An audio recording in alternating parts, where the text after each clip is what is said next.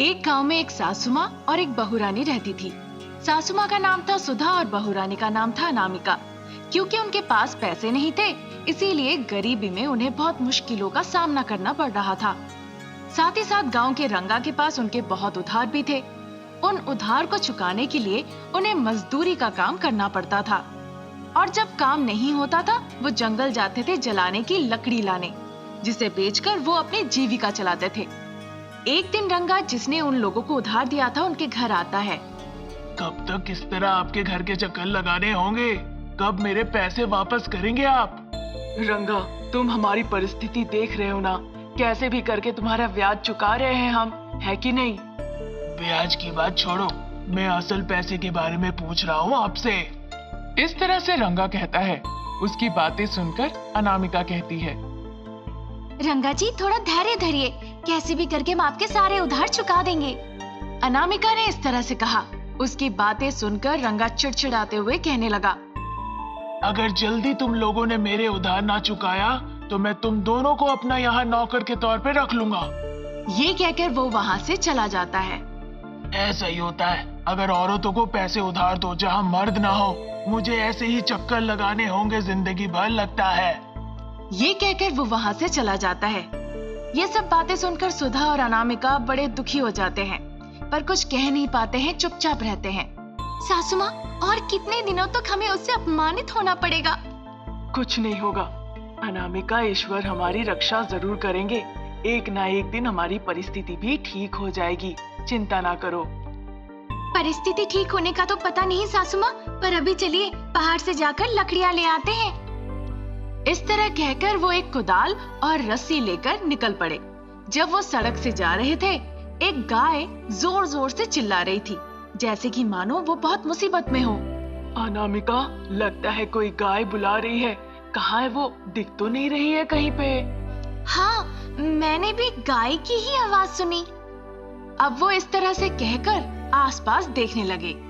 एक बड़ी सी गाय गड्ढे में गिर गई थी और वहां से बाहर नहीं निकल आ पा रही थी। ये देखकर सासू माँ और अनामिका दोनों उस गाय के पास गए।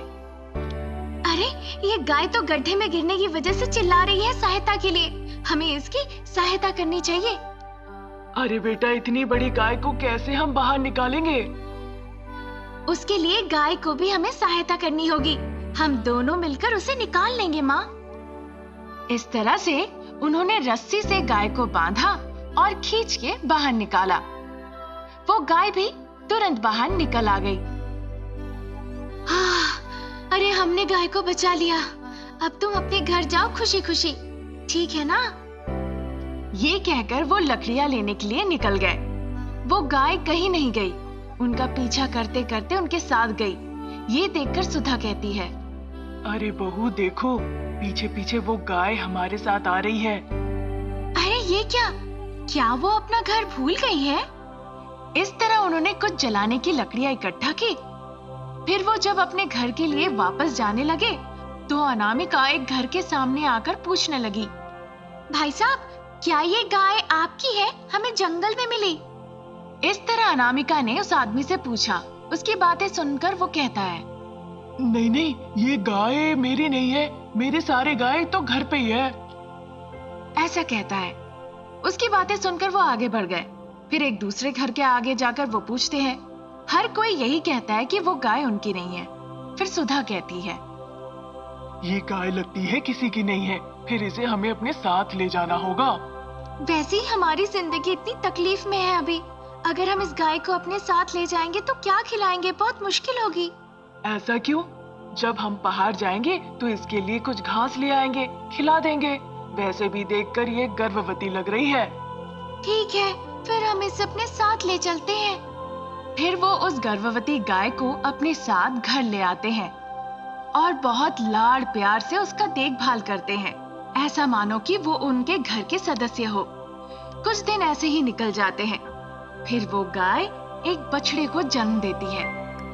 वो देखकर सुधा और अनामिका बहुत खुश होते हैं। दूसरे दिन अनामिका उस गाय से दूध निकालती है। वो गाय बहुत दूध देती है। सासू माँ, ये कोई साधारण गाय नहीं है। देखिए कितने दूध दिए इसने।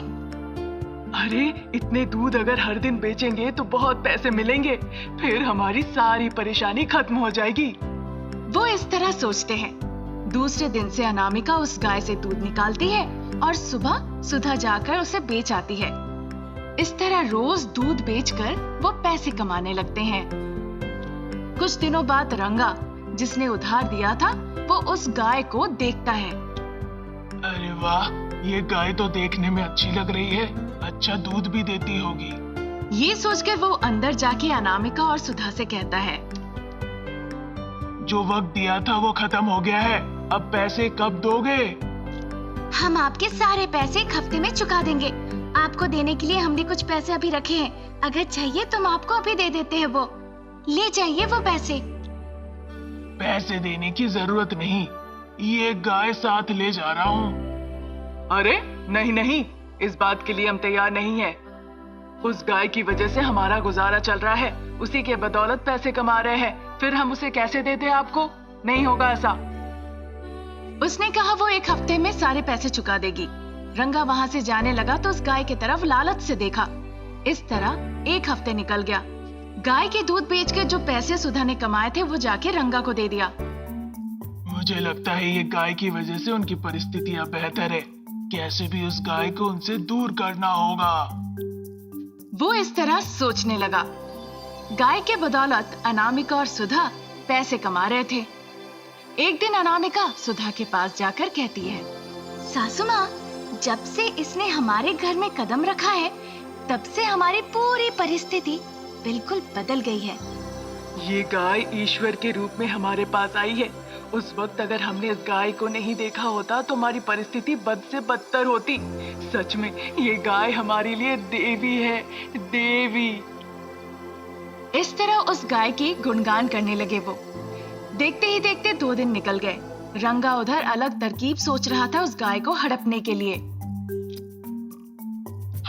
कोई फायदा नहीं इस तरह हाथ पे हाथ धरे सोचते रहने से, मुझे कैसे भी करके उस गाय को चोरी करनी होगी। इस तरह वो उस गाय को चोरी करने का सोचा। फिर उस रात जब सब सो रहे थे, वो एक रस्सी से उस गाय को बांध के वहां से साथ ले जाने की कोशिश करने लगा। वो गाय गुस्से में आ गई और उस पर आक्रमण करने लगी अपनी सींग से। डर के मारे वो जोर जोर से चिल्लाने लगा। उसकी आवाज सुनकर अनामिका और सुधा बाहर निकल आए। कोई है, बचाओ, मुझे बचाओ। इस तरह वो चिल्ला रहा था। तुरंत अनामिका आकर उस गाय को शांत की। मौका देखते ही रंगा उठ खड़ा हुआ और वहां से भाग लिया। जो भी आसपास थे वो देखकर समझ गए रंगा चोरी करने आया था। इस वजह से उसकी इज्जत मिट्टी में मिल गई।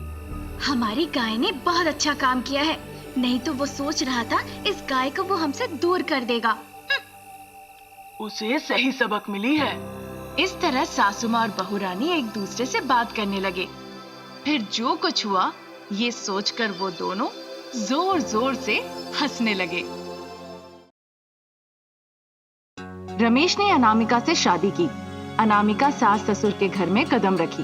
वो बहुत खुश थी।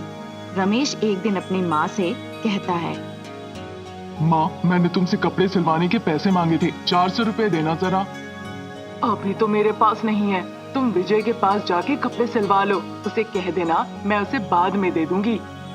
रमेश ने हाँ कहा और वहां से चला गया। अनामिका ने उनकी बातों को सुन ली। फिर वो अपनी सासू माँ के पास जाकर कहती है, सासू माँ, एक कमीज सिलवाने के लिए 400 रुपए लगते हैं। मुझे लगता धंधा अच्छा है, क्या मैं भी सिलाई सीख लूं? बेटा, सिलाई सीखने के लिए 1500 रुपए लगेंगे।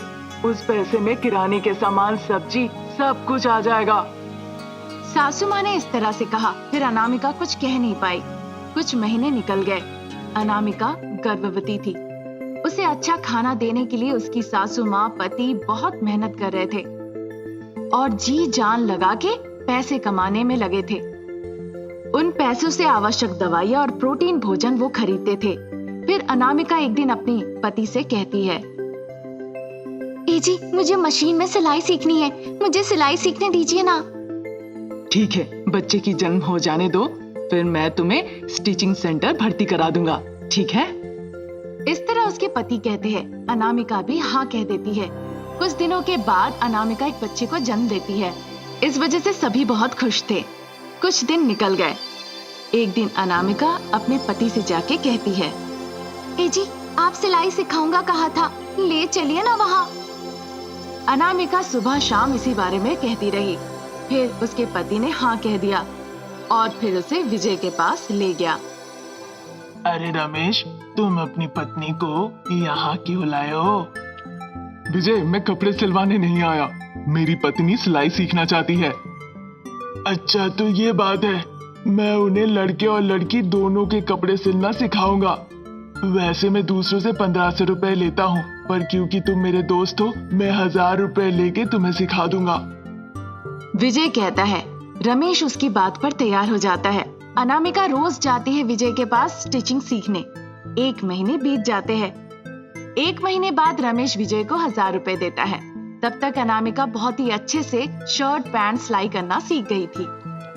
अनामिका, आप बहुत ही कम समय में कपड़े सिलना सीख लिया है और बहुत ही अच्छे से सीखा है। अब मैं आपको महिलाओं के कपड़े भी सिलना सिखाऊंगा। इस तरह विजय कहता है। अनामिका भी उसके बात पर हाँ कहती है। फिर एक दिन जब अनामिका बहुत ही अच्छे से सिलाई करने लगी थी, वो अपने पति के पास जाकर कहती है, ए जी, मैंने बहुत अच्छे से सिलाई सीख लिया। अब मुझे एक मशीन खरीद दीजिए ना।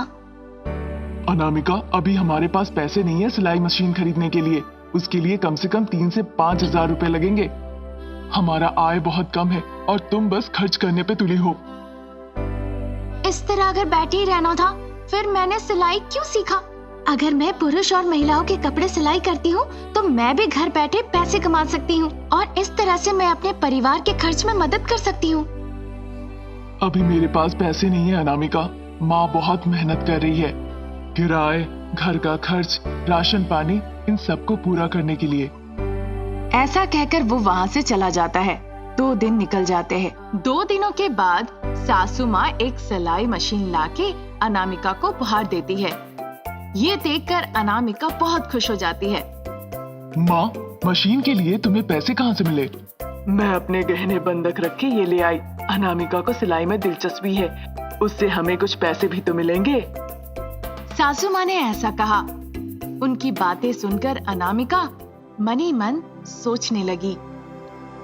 सासू माँ कितनी अच्छी इंसान है। हे ईश्वर, मैं बहुत भाग्यवान हूँ, मुझे इस तरह के पति और सासू माँ मिली।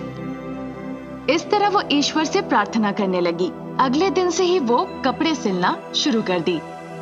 कुछ लोग अपने कपड़े लेके उसके पास आए सिलवाने के लिए। फिर धीरे धीरे वो पैसे कमाने लगी। फिर अचानक एक नया वायरस आया और सरकार ने लॉकडाउन की घोषणा कर दी। सरकार ने सुबह 3 घंटे के लिए ही दुकान खोलने की अनुमति दी। बाद में सब बंद हो जाता था। इस वजह से सासू माँ और उसके पति मजदूरी के काम से जो जाते थे वो भी बंद हो गया। अनामिका के पास भी जो कपड़े सिलवाने के लिए आते थे वो भी कम हो गए। इस तरह घर चलाना बहुत मुश्किल हो गया। अचानक से अनामिका के दिमाग में एक विचार आता है।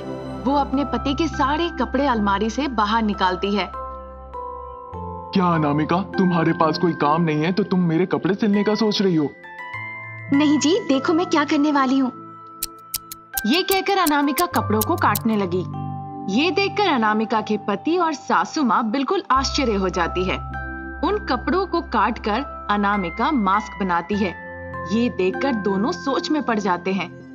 मास्क बनाने के बाद अनामिका अपने पति से कहती है, अजी, ऐसी परिस्थिति में सभी को मास्क की जरूरत पड़ेगी। जाइए और इसे मेडिकल शॉप में बेच आइए, पैसे मिलेंगे इससे हमें। कहती है।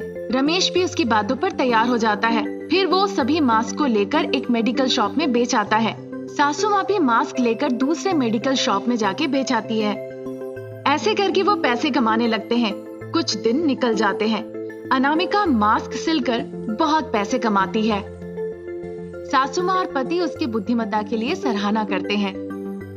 अनामिका, जब तुम कही थी मशीन स्टिचिंग सीखोगी, पहले मैंने मना कर दिया था, पर ऐसी परिस्थिति होगी किसे पता था।